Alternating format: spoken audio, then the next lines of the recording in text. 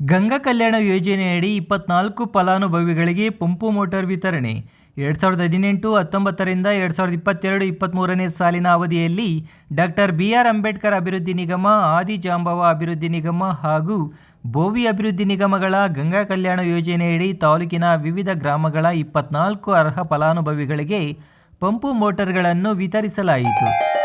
Great India electronics ವತಿಯಿಂದ ನಮ್ಮ ಎಲ್ಲಾ ಗ್ರಾಹಕರಿಗೆ ಶುಭಾಶಯಗಳು. ನಮ್ಮಲ್ಲಿ ಎಲ್ಲಾ ಬಗೆಯ ಎಲೆಕ್ಟ್ರಾನಿಕ್ಸ್ ಮತ್ತು ಗೃಹ ಬಳಕೆಯ ವಸ್ತುಗಳ ಮೇಲೆ ಆಕರ್ಷಕ ಫಿನಾನ್ಸ್ ಸೌಲಭ್ಯದೊಂದಿಗೆ ಭಾರಿ ಡಿಸ್ಕೌಂಟ್ ನೀಡಲಾಗುತ್ತಿದೆ. ನಿಮ್ಮ ಮನೆಯನ್ನು ಮತ್ತಷ್ಟು ಸುಂದರಗೊಳಿಸಲು ನಗರದಲ್ಲಿ ನಂಬರ್ 1 ಶೋರೂಮ್ ಆದ ಗ್ರೇಟ್ ಇಂಡಿಯಾ ಎಲೆಕ್ಟ್ರಾನಿಕ್ಸ್ಗೆ ಇಂದೇ ಭೇಟಿ ಕೊಡಿ. ಗುಣಮಟ್ಟದ ವಸ್ತುಗಳು, ಉತ್ತಮ ಸೇವೆ, ರಿಯಾಯಿತಿ ದರಗಳು. ಇಂದೇ ಭೇಟಿ ಕೊಡಿ. ಗ್ರೇಟ್ ಇಂಡಿಯಾ ಎಲೆಕ್ಟ್ರಾನಿಕ್ಸ್, ಅಮೀರ್ ಬಾಬಾ ದರ್ಗಾ ಹತ್ತಿರ, ದಿಬ್ಬೂರ್ಹಳ್ಳಿ ರಸ್ತೆ, ಸಿಡ್ಲಘಟ್ಟ.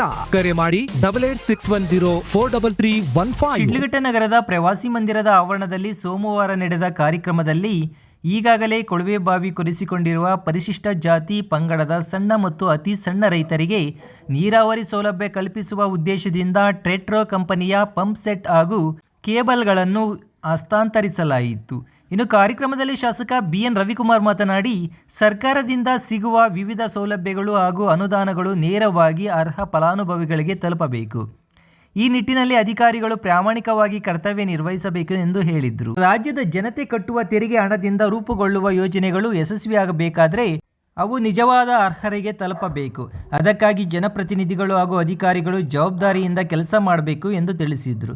ದುರ್ಬಲ ವರ್ಗಗಳ ಆರ್ಥಿಕ ಸಬಲೀಕರಣದ ಉದ್ದೇಶದಿಂದ ಸರ್ಕಾರ ಜಾರಿಗೆ ತಂದಿರುವ ಕಲ್ಯಾಣ ಯೋಜನೆಗಳ ಸದುಪಯೋಗ ಪಡೆದು ರೈತರು ಕೃಷಿ ಕ್ಷೇತ್ರದಲ್ಲಿ ಮತ್ತಷ್ಟು ಸಾಧನೆ ಮಾಡಬೇಕು.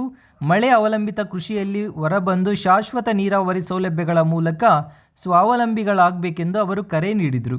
ಇನ್ನು ಈ ಸಂದರ್ಭದಲ್ಲಿ PLD ಬ್ಯಾಂಕ್ ಅಧ್ಯಕ್ಷ ಬಂಕ್ ಮುನಿಯಪ್ಪ, ತಾಲೂಕು ಪಂಚಾಯಿತಿ ಮಾಜಿ ಅಧ್ಯಕ್ಷ K ಲಕ್ಷ್ಮೀನಾರಾಯಣ ರೆಡ್ಡಿ, ಜಿಲ್ಲಾ ಜಾಗೃತಿ ಸಮಿತಿ ಸದಸ್ಯ ಮೇಲೂರು ಮಂಜುನಾಥ್ ಸೇರಿದಂತೆ ಇತರರು ಹಾಜರಿದ್ದರು.